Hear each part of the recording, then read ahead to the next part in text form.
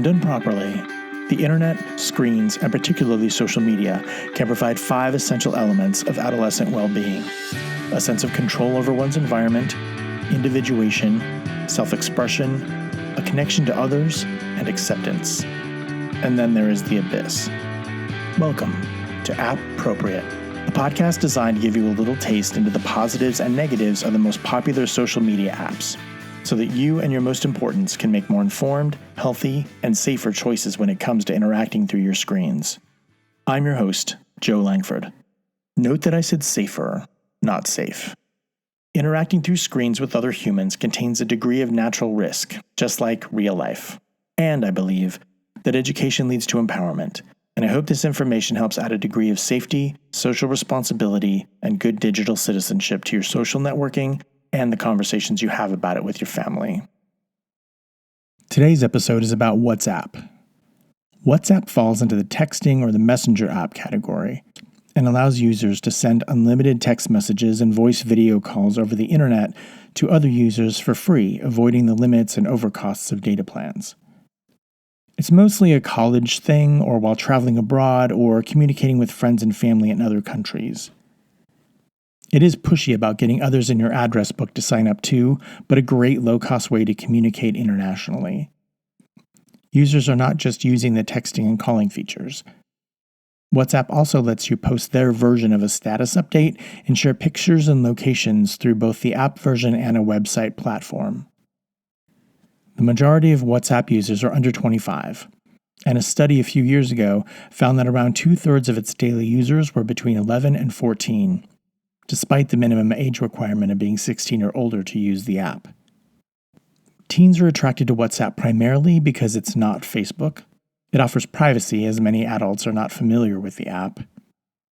But they also like WhatsApp because it costs nothing for calls, email, and web browsing. Again, free and no ads.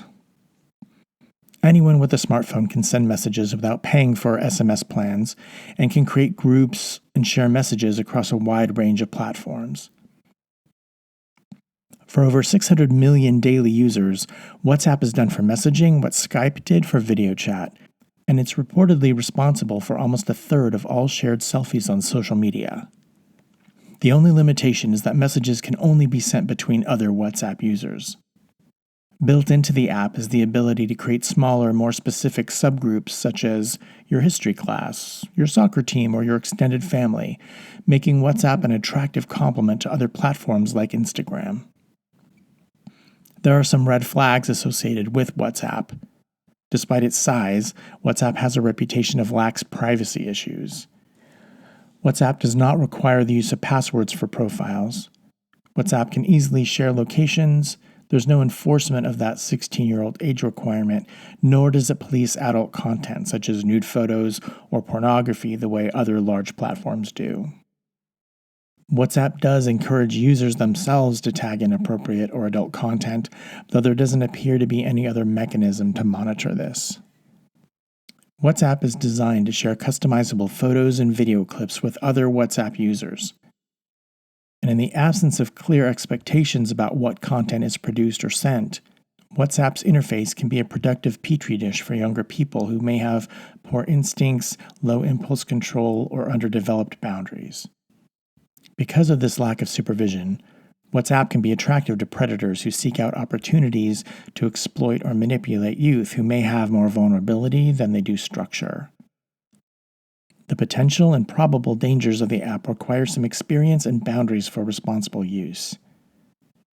For users under the age of 16, I highly recommend that they know and have met all of their contacts in real life.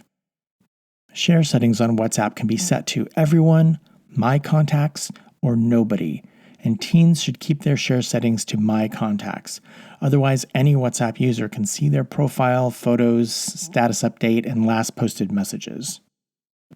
As always, if you're a parent and your kid is using any form of social media, you should be on there with them. But for all WhatsApp users, turn off the location features for your photos. WhatsApp reveals the exact location of all photos and video taken by default. Reporting isn't an option on WhatsApp if people are being gross and inappropriate. You can block other users, but the interface around this is confusing, and blocking a contact doesn't remove them from your contacts list anyway, it only prevents them from seeing your content. Bottom line, WhatsApp can be a great way to save money on your data plan, especially if you have friends and family who live far away or in another country. And in my experience with this, most people are using their powers for good. But I do still advocate that if users are under the age of 16, that they have some monitoring and mentoring from a more experienced user. Thank you for listening. I'm Joe Langford.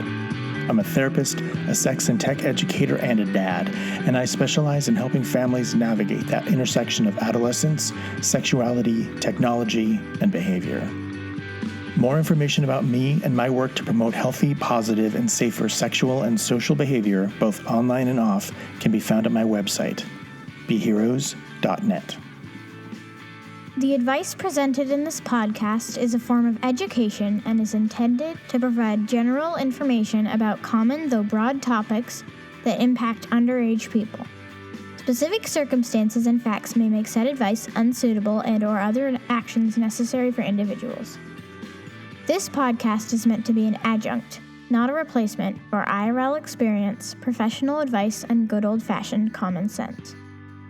In addition, much of the information included here can and most likely will change with time, culture, and the rapid development of technology. BeHeroes.net does not seek nor accept any monetary gain or financial support from any social media platform mentioned. BeHeroes.net is committed to providing quality consulting, coaching, product, speaker, and contracted therapeutic services, advocacy, and resources to clients, visitors, customers, colleagues, and fans. Appropriate is produced by BeHeroes.net.